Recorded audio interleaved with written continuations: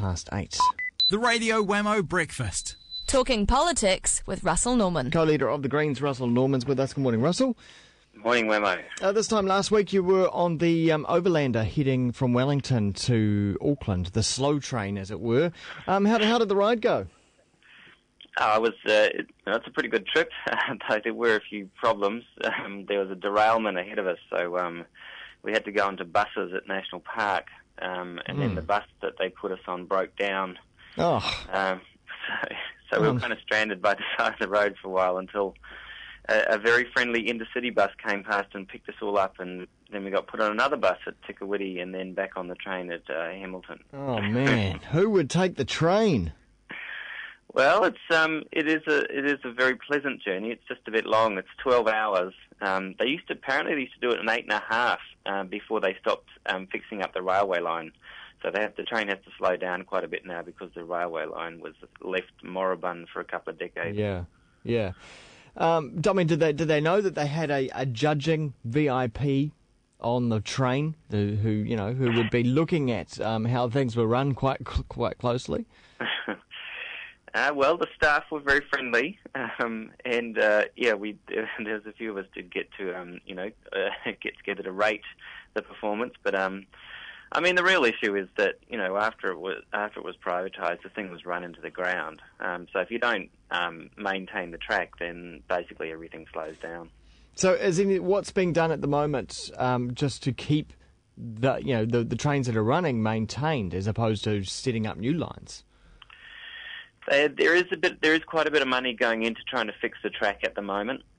So after it was basically taken back by the government, the story of New Zealand Rail is an atrocious one. Basically, it was privatised for nothing, and then the companies that took it basically ran down the assets. So they sold the steel from the railway lines. They closed lots of railway lines and then sold the steel because it's high quality steel. So that's how they made their money. Yeah. So then eventually they ran it into the ground and it was worth nothing. And now the taxpayer bought it back and basically is investing in improving the line again. That's the main focus. Mm. And then you got to Auckland. How did you find public transport in Auckland? Not too bad. The buses are actually a bit cheaper in Auckland than Wellington, I discovered. So that was quite good. Okay. I wonder why that is. Yeah, I wonder myself. Is it being subsidised more? I don't know. Maybe I really don't know the answer actually. Okay. And did you meet with the new Super City Mayor? Yeah, we did. We met with Len for an hour or so. It was obviously there's quite a bit of common ground between Len Brown and the Greens, particularly with regard to public transport and the CBD rail loop. So he's pushing very hard, along with Mike Lee, to get the CBD rail loop, and we're pushing hard from this end. Someone asked me yesterday, so Wammo, what do you know about the CBD rail loop? And I went, well, I know that Len wants to do it. I have no idea how he's going to do it. Well, the issue is that there's this thing called the National Land Transport Fund, which is a big pot of money. And if I want to go and build a motorway, then I just go and grab money out of that pot. So the Holiday Highway, which is just the holiday of electoral significance for Stephen Joyce, because he wants to run in Rodney. So he's building this motorway up there, a couple of $1 billion. He just goes and gets money out of that so he can build that motorway. There's no business case prepared. They just announced this thing before anyone did any work to see whether it made any sense to build it or not. Yeah. But if I want to do the CBD rail loop, there is no money. So you have to go through basically a special negotiating process to get the money. When we got the electrification of the Auckland rail network, basically we had to twist Labor's arm because Labor were dead set opposed to it. And so we just had to use a political process to twist their arm to get the money, because there is no place you can go to.